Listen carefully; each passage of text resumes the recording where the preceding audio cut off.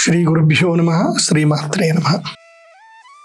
అమ్మవారి యొక్క మణిద్వీప వర్ణంలో నిన్నటి వరకు మనము ఎపిసోడ్లో ఇనుము ప్రాకారం గురించి, అదేవిధంగా కంచు ప్రాకారం వరకు 2 ప్రాకారాలు దాటడం జరిగింది. ఇప్పుడు రాగి ప్రాకారానికి రీచ్ అవుతున్నాము. ఈ కంచు ప్రాకారం దాటిన తర్వాత కంచు ప్రాకారానికి మరియు రాగి ప్రాకారానికి మధ్యన, ప్రాకారం అంటే గోడ, కంచు గోడ దాటిన తర్వాత రాగి గోడ కనబడుతూ ఉంటుంది. ఈ కంచుకి రాగికి మధ్యన ప్రాంతంలో ఎలా ఉండబోతుంది అక్కడ ప్రదేశం అనేది ఈ ఎపిసోడ్లో మనం తెలుసుకోబోతున్నాం.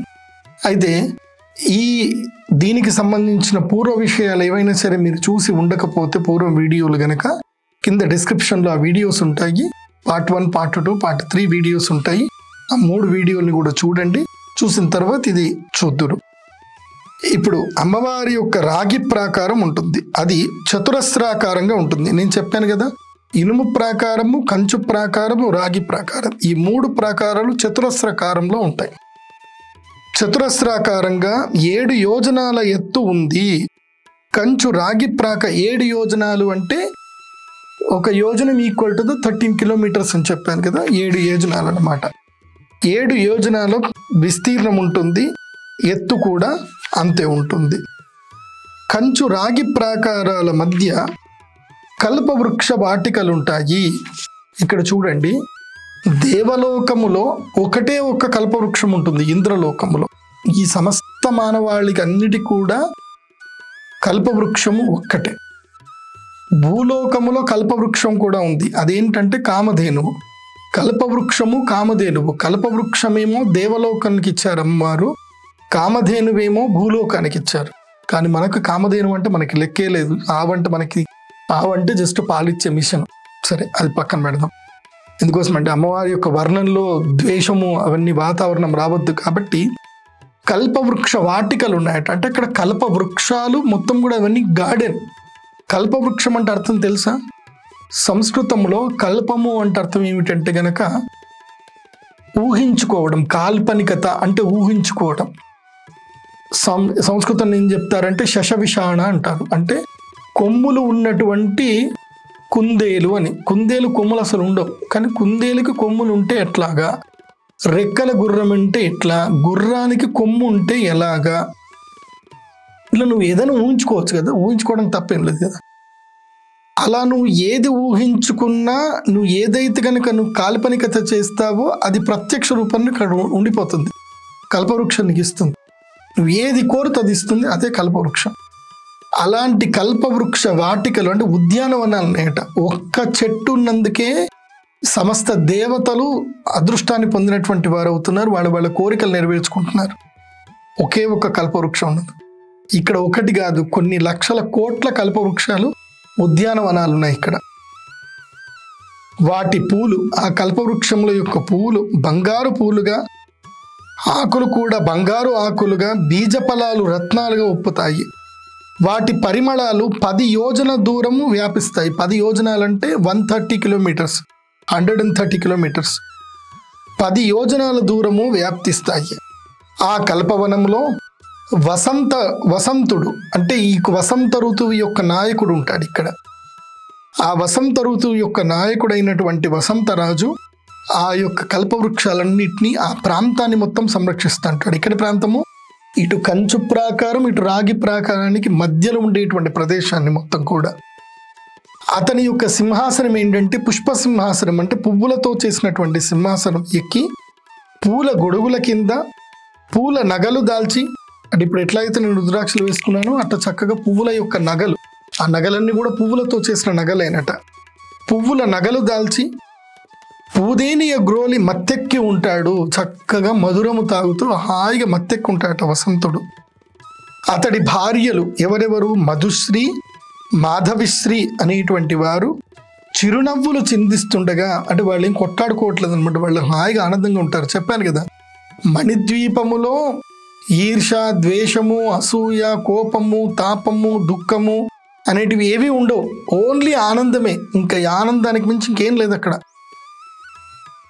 చిరునవ్వులు చిందిస్తుండగా పూల గుత్తుల బంతులతో అతడు వారితో క్రీడిస్తూ ఉంటాడు. చక్కగా వాళ్ళు ఆడుకుంటున్నారట.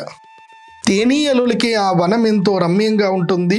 అక్కడ పూల సుగంధాలు 10 యోజనముల వరకు వ్యాపిస్తాయి. అంటే ఆ యొక్క స్మెల్ అనేది, ఇన్సెన్స్ అనేది అక్కడ అప్ టు 130 కిలోమీటర్స్ వరకు ఎక్కడ పోయినా సరే స్మెల్ వస్తూ ఉంటుందట, కమ్మగా వాసన వస్తుంది. అక్కడ గానలాలసలైన తమ అంగరణతో దివ్య గంధర్వులు సంచరిస్తూ ఉంటారు.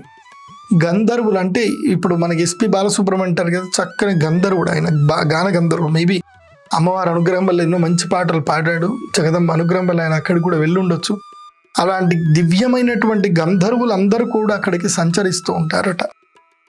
మత్త కోకిల నాదాలతో, వసంత లక్ష్మి శోభలతో,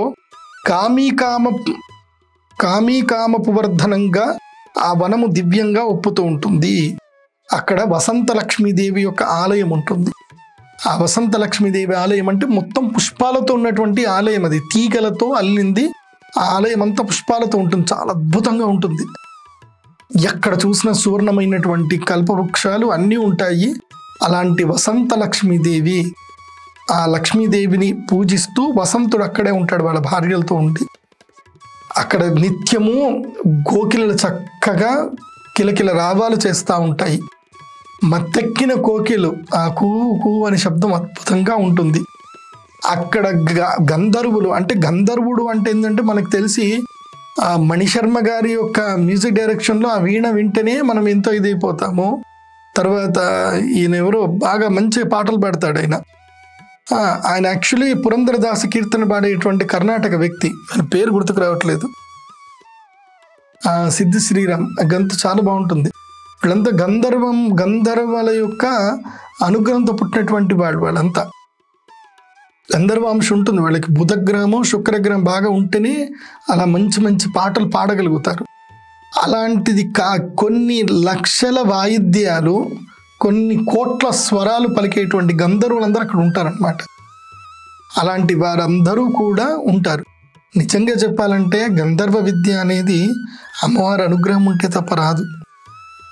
నీకు సైన్స్ ఏదైనా నువ్వు కష్టపడితే చదువుకుంటూ వస్తుందేమో, కానీ కళలు, గంధర్వ విద్యలు, కళా విద్యలు అవి బ్లెస్సింగ్స్ ఉంటే తప్ప రావు. అవి దాంట్లో పర్ఫెక్షనెస్ బ్లెస్సింగ్స్ తోటే వస్తుంది. బ్లెస్సింగ్స్ అనేటివి రావాలి. ఒక సర్టన్ మూమెంట్లో ఎన్లైట్ అయిపోయిందంటే వాళ్ళకి ఇంకా ఏ రాగమైనా వాళ్ళు టకా చేసేస్తారు అన్నమాట. అమ్మవారు వీళ్ళందరినీ ఎందుకు పుట్టిస్తుందట అంటే, ఈ మనోవికారాలు పొంది బాధలు పడతా ఉంటారు కదా, వీళ్ళకి మనశ్శాంతి, ఎంటర్టైన్ కావాలి కాబట్టి ఇలాంటి వాళ్ళని, కొంతమంది మహానుభావులని, ఈ సినిమా ఆర్టిస్టులని, వీళ్ళని అమ్మవారు ఏదో పుట్టిస్తుంది. కానీ వాళ్ళకి చాలా కష్టాలు ఉంటాయి. నిజం చెప్పాలంటే సినిమా వాళ్ళకు ఉన్నన్ని కష్టాలు వాళ్ళకి, మనకి బయట ప్రపంచంలో వాళ్ళు మేకప్ వేసుకుని చాలా అందంగా అనిపిస్తారు, కానీ వాళ్ళందరూ నా దగ్గరకు వస్తారు, కూర్చుంటారు, ఏడుస్తారు. ఇంకా సినిమా వాళ్ళు ఎవరైనా వచ్చారు అంటే నేను వింటా కూర్చుంటాను అనమాట. ముందు టిష్యూ పేపర్లు ఉంటాయి, మొదలు గట్టిగానే మాట్లాడతారు, తర్వాత రాను నేను వాళ్ళకి ప్రెడిక్షన్ చెప్పిన కొద్దీ కళ్ళకి నీళ్ళు వచ్చేస్తాను అనమాట. అప్పుడు వాళ్ళ ఒరిజినాలిటీ బయటకు వస్తాను అనమాట. వాళ్ళ కష్టాలు బాధలని చెప్పుకుంటారు వాళ్ళు. సో టిష్యూ పేపర్లు పెట్టి తుడుచుకుంటారు. అప్పుడు మేకప్ కూడా పోతుంది, కళ్ళ కింద మొత్తం నల్లగా ఉంటుంది. సో వాళ్ళకి ఇలా అని చెప్పుకుంటూ ఉంటారు అనమాట. అందుకే గంధర్వ విద్య అనేది రావాలి అంటే వసంత లక్ష్మీదేవి ఉపాసన చేయాలి. ఆ వసంత లక్ష్మి ఉపాసన చేసినప్పుడే ఇది జరుగుతుంది. అందుకోసమే వసంత నవరాత్రుల్లో ఎవరైతే దేవి ఉపాసన చేస్తారో వాళ్ళకి గంధర్వాంశతోటి పిల్లలు పుడతారు. అది గుర్తుపెట్టుకోండి. ఇది వసంత ఋతువు. ఇక్కడి వరకు ఇంకా రాగి ప్రాకారానికి దగ్గరకు వచ్చాము. ఈ సిచ్యువేషన్ అంతా చూసి మనము రాగి ప్రాకారం దగ్గరకు వచ్చాము, చక్కగా చూస్తున్నాం. అద్భుతమైన రాగి ప్రాకారము. ఇప్పుడు రాగి ప్రాకారం యొక్క ఎంట్రెన్స్ దాటి బయటకు వచ్చాం. సో మన వెనక రాగి ప్రాకారం ఉంది. ముందు ఏం కనిపిస్తుంది అని అంటే, రాగి ప్రాకారానికి ఎగువన, లోపలి వైపున, ఎగువన అంటే కొంచెం హైట్లో సీస ప్రాకారం ఉంది. 7 ఆమడల ఎత్తు ఉంది. ఇది వృత్తాకారంలో ఉంటుంది, సర్కిల్ ఆకారంలో ఉంటుంది. ఏది?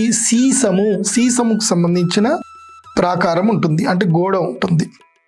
రాగికి మరియు సీస ప్రాకారాలకి మధ్యన, అంటే ఇక్కడ రాగి దాటగానే అక్కడ మనకు దూరంలో సీస ప్రాకారం కనిపిస్తుంది. సో దీనికి మధ్యన స్పేస్ ఏదైతే ఉంటుందో ఇది ఇక్కడ సంతాన వాటిక ఉందండి. ఈ సంతాన వాటికి సంబంధించిన ఎపిసోడ్ నేను నెక్స్ట్ ఎపిసోడ్లో చెప్తాను. చక్కగా ఆ యొక్క ప్రదేశాన్ని మనము తిలకిద్దాం. సర్వే సుజనా సుఖినో భవంతు. శ్రీమాత్రే నమః. అందరూ ఈ శ్లోకాన్ని అనండి ఇప్పుడు. సిద్ధలక్ష్మీ మోక్షలక్ష్మీ జయలక్ష్మీ సరస్వతి శ్రీలక్ష్మీ వరలక్ష్మీ చ ప్రసన్న మమ సర్వదా. సర్వే సుజనా సుఖినో భవంతు. శ్రీమాత్రే నమః.